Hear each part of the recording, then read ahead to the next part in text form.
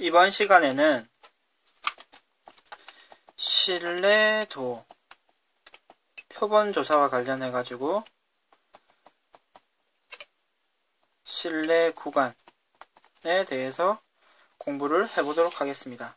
그러면 선생님이 준비한 다음 문구를 같이 한번 읽어보도록 합시다. 1000명을 대상으로 실시한 여론조사에서 노무현 대통령의 지지도는 75%로 나타났습니다. 신뢰도는 90%입니다. 그럼 여러분들이 여론조사에 관련된 기사를 보다 보면 많이 나오는 내용이죠. 그러면 그 의미가 나타내는 바가 무엇인지 오늘 정확하게 한번 확인해 보도록 하겠습니다. 그럼 지금 조사한 대통령의 지지도가 75%로 나타났는데요. 75%로 나타났습니다. 그런데 오차 범위가 플러스 마이너스 2.5%라고 했는데요. 그럼 실제 지지도가 77.5와 72.5 사이에 있을 가능성이 높다라는 말로 이해를 하면 됩니다. 이 사이에 있을 가능성이 높은데요. 이 구간을 신뢰 구간이라고 합니다. 그리고요, 77.5에서 72.5를 빼서 나오는 5가 신뢰 구간의 길이라고 합니다. 그러면 이 신뢰도 90%가 나타내는 말은 어떤 의미일까요? 그럼 이와 같은 조사를 해서 75%가 지지도가 나왔는데, 그럼 이와 같은 조사를 똑같이 10번을 만약에 한다 그러면 9번은 이 구간 내에 정말 실제하는 노무현 대통령에 대한 지지도가 존재하는 것으로 정확한 이 조사가 맞는 게 9번.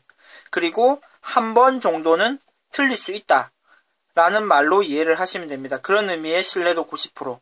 그러니까 10번 중에 9번은 이 얘기가 맞는 얘기다. 그런 의미의 신뢰도입니다. 그러면은 여러분들 이제 신뢰 구간의 길이, 그리고 신뢰도의 의미를 어느 정도 이해를 했을 거라고 생각을 하는데요. 그럼 추가적으로 선생님의 예시를 같이 들으면서 조금 더 이해 폭을 넓혀 보도록 합시다.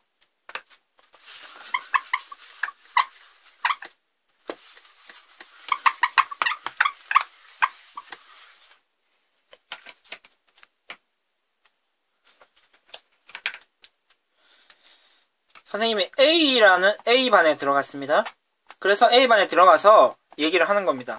여러분들의 몸무게는 0kg에서 1톤, 1000kg 사이에 있을 것이다. 맞는 얘기인가요? 맞는 얘기겠죠. 그래서 이와 같이 얘기를 하면은 신뢰 구간은 0kg에서 1000kg이 되고요.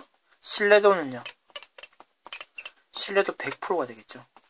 무조건 맞는 얘기니까요. 근데 이렇게 얘기하는 말이 어떤 의미가 있을까요? 의미가 없죠. 이런 통계조사를 하고 이런 결과를 내는 것은 아무런 의미가 없을 것입니다. 그래서 만약에 신뢰 구간을 조금 줄여볼까요? 30kg에서 100kg 사이에 있을 것이다. 그러면 혹시라도 벗어난 사람이 있을 수도 있죠. 확률은 적겠지만요. 그러면 신뢰도가 99% 정도 된다고 얘기해볼까요? 그럼 만약에 50kg에서 80kg 정도 될 것이다 이러면은 신뢰도가 신뢰도는 떨어지겠죠 또. 그래서 결국 신뢰 구간이 줄어들면 신뢰도도 같이 줄어듭니다. 맞출 확률이 떨어지겠죠. 구간이 좁혀지기 때문에. 결국 그렇다고 신뢰도가 너무 낮아지면, 신뢰도가 너무 낮은 통계조사도 그 통계조사를 믿을 수 없기 때문에 의미가 없겠죠. 따라서 우리는 이 신뢰 구간과 신뢰도를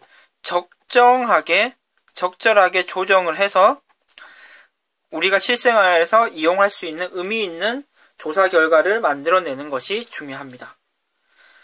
이상으로 신뢰도와 신뢰 구간에 대한 강의를 마치도록 하겠습니다.